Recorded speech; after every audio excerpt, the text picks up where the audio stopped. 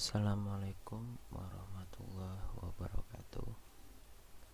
Perkenalkan, nama saya Muhammad Rehan Ramansyah dari program studi Sistem Informasi 20A dengan NIM 200112141003.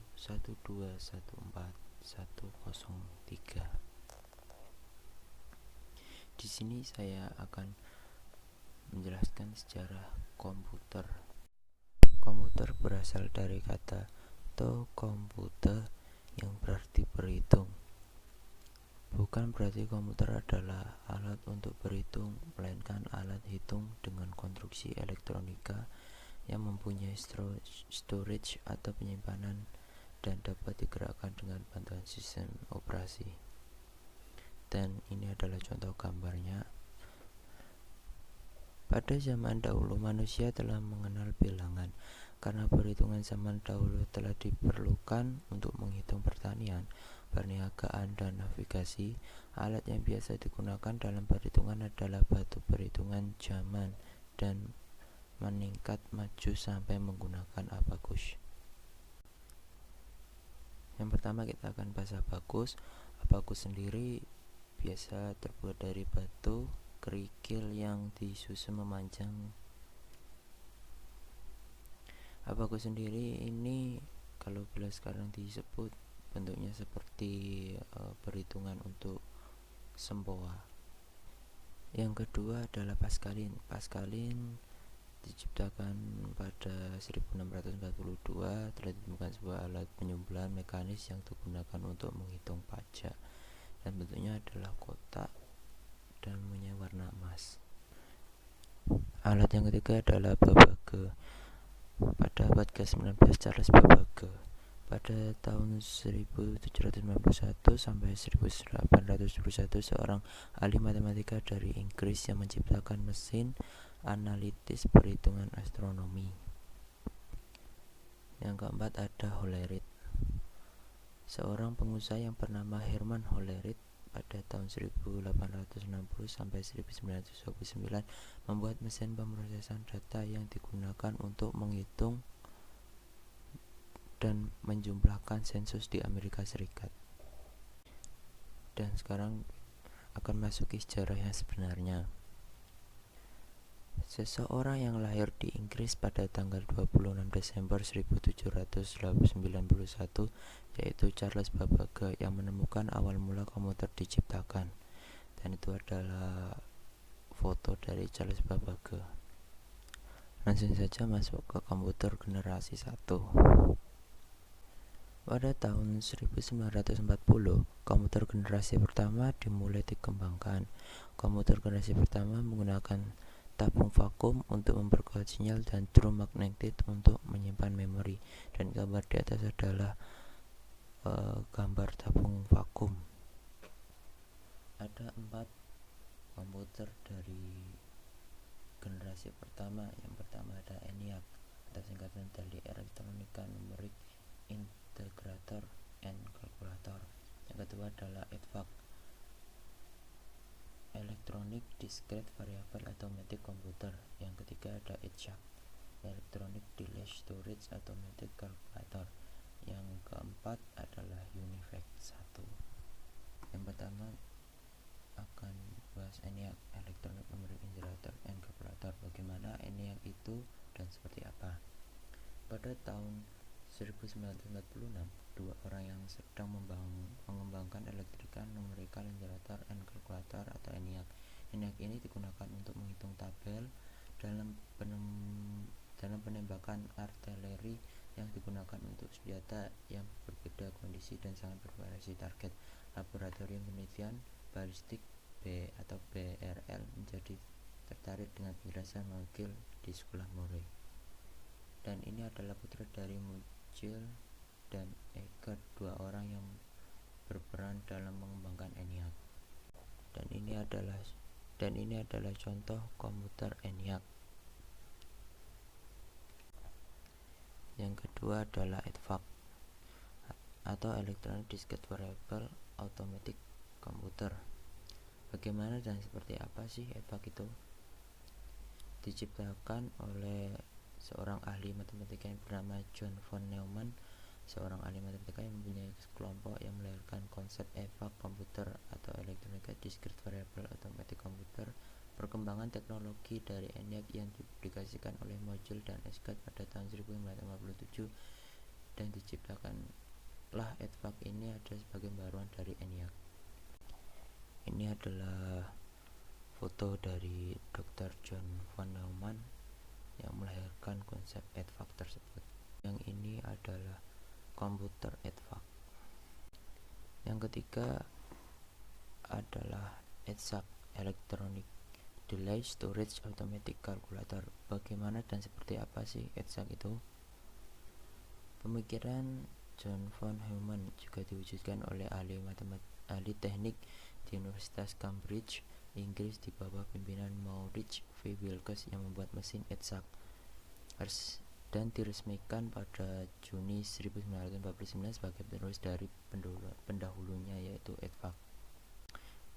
Dan ini adalah profil dari Maurice V. Wilkes yang meresmikan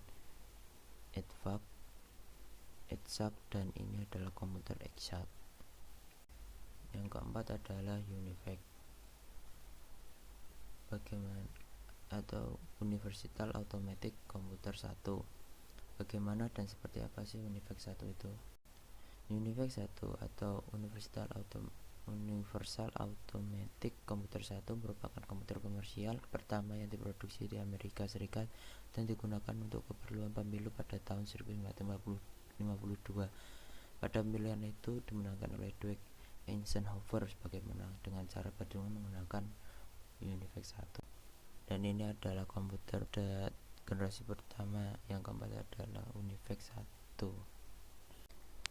Ciri komputer generasi yang ke-1 adalah sirkuit menggunakan vacuum tube, program dibuat dengan bahasa mesin atau assembler, ukuran fisik komputer sangat besar, cepat panas, proses kurang cepat, kapasitas penyimpanan kecil, memerlukan daya listrik yang besar, dan orientasi pada aplikasi bisnis. Dan ini adalah gambar komputer pada generasi yang pertama. Nah, sekarang adalah bahasa assembler. Bahasa assembler atau assembly merupakan bahasa yang berorientasi kepada manusia yang bagaimana agar pernyataan yang ada dalam program mudah ditulis. Kelebihan dan kekurangan pada bahasa assembler. Kelebihannya adalah ketika dikompil lebih kecil ukurannya, lebih efisien, dan lebih cepat. Dan kekurangannya adalah satu, relatif lama dalam melakukan bisnis programnya. Yang kedua, relatif lebih sulit untuk dipahami. Yang ketiga, lebih sulit dalam melakukan pekerjaan rumit, misalnya operasi matematik. Sekarang kita lanjut pada komputer generasi yang kedua. Komputer generasi kedua dimulai pada tahun 1984. Pada saat itu sudah mulai adanya transistor sebagai generasi baru untuk menggantikan sebuah tabung vakum. Tetapi teknologi transistor baru mulai digunakan pada tahun 1956. Bukan hanya tabung vakum saja yang mengalami perubahan, tetapi adanya pengembangan memori inti magnetik dengan ukuran yang lebih kecil dan tidak memakan tempat, dan tentunya dengan teknologi yang didukung makin cepat. Dan mesin pertama yang menggunakan teknologi baru ini hanyalah superkomputer, dan IBM lah yang memproduksi superkomputer seperti Stretch dan Spryren yang membuat LARC. Pada tahun 1965, komputer IBM dengan tipe 1401 yang diterima secara luas dari sektor bisnis untuk memproses informasi keuangan mereka. COBOL atau Common Business Oriented Language, Fortran atau formula translator mulai digunakan sebagai bahasa pemrograman pada saat itu yang diperuntukkan sebagai pengganti kode mesin yang sangat rumit. Ciri-ciri komputer generasi yang kedua. Yang pertama, sirkuitnya berupa transistor. Yang kedua, ada sistem operasi. Sudah ada sistem operasi. Yang ketiga, munculnya COBOL dan Fortran. Yang keempat, kapasitas memori utama sudah lebih besar. Yang kelima, proses operasi sudah cepat. Yang keenam, membutuhkan sedikit daya listrik atau hemat daya. Yang ketujuh, orientasi pada bisnis dan teknik. Dan ini adalah komputer generasi yang kedua. Sekarang kita berlanjut ke komputer generasi yang ketiga. Komputer generasi ketiga ini lebih semakin maju dengan mengubah kinerja dari transistor yang sebelumnya sudah ada pada generasi yang kedua. Kali ini komputer generasi yang ketiga mengubah transistor yang menghasilkan panas terlalu tinggi dapat didinginkan dengan menciptakan IC atau Integrated Circuit. Seorang insinyur dari Texas lah yang menciptakan IC ini yang dikomunikasikan dari 3 bahan, yang salah satunya adalah komponen pasir kuarsa yang membuat chip ini menjadi lebih dingin. Ciri-ciri komputer pada generasi yang ketiga: yang pertama, menggunakan IC. Yang kedua, pemrosesan lebih cepat.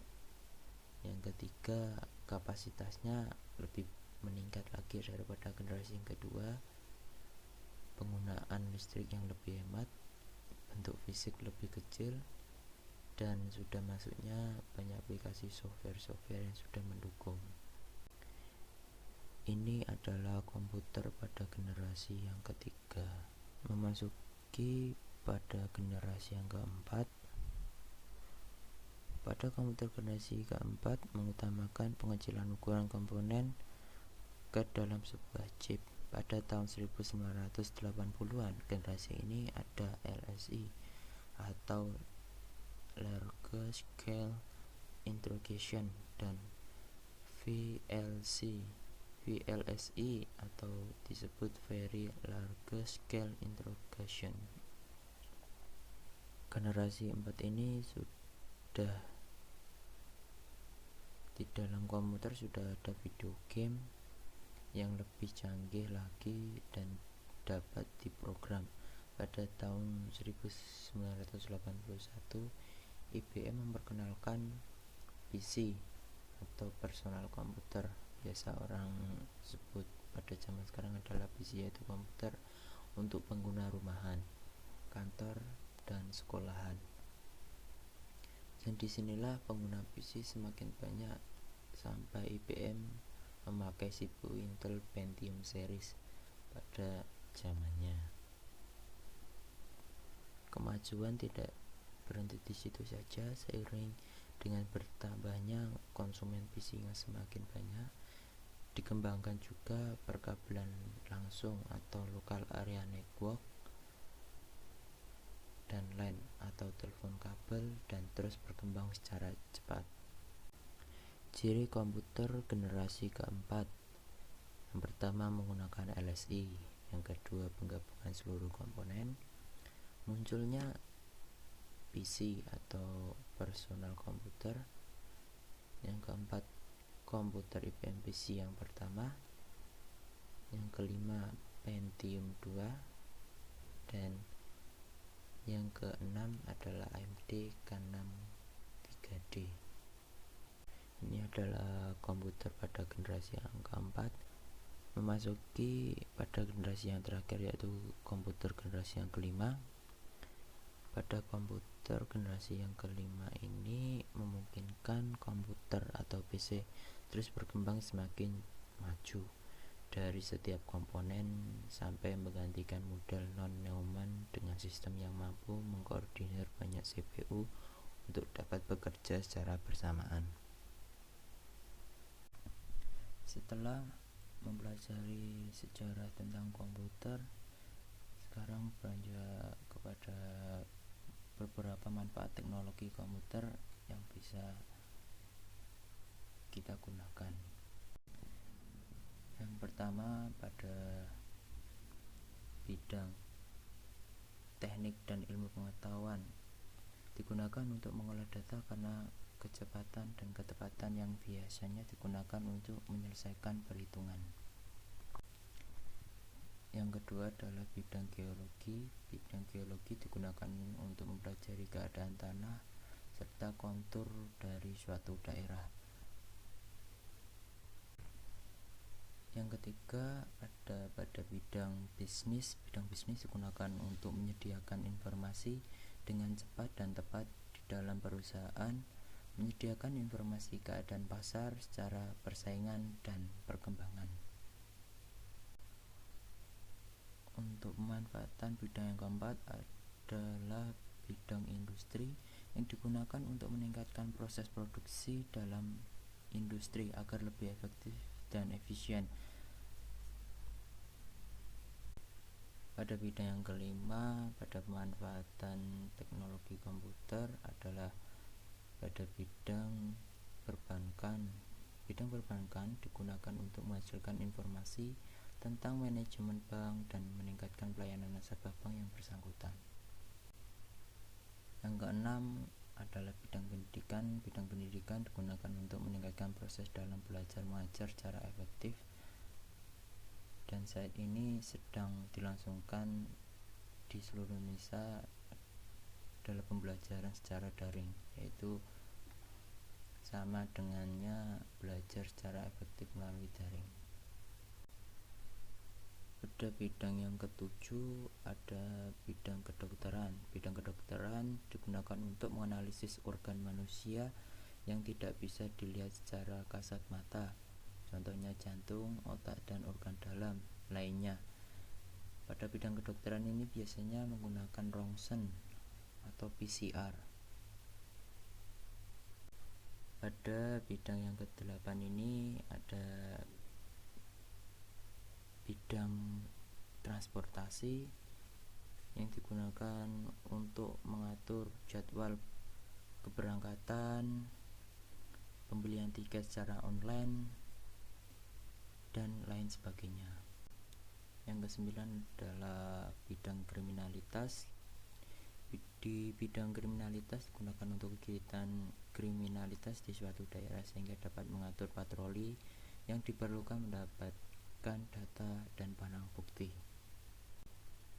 Dengan demikian kita dapat berbagi ilmu bagaimanakah cara komputer itu dan siapa-siapa saja yang berperan di dalamnya pada revolusi komputer secara tahun ke tahun, dan dapat diambil juga manfaat yang harus kita lakukan dalam menggunakan komputer.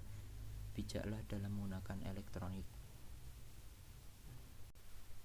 Wassalamualaikum warahmatullahi wabarakatuh.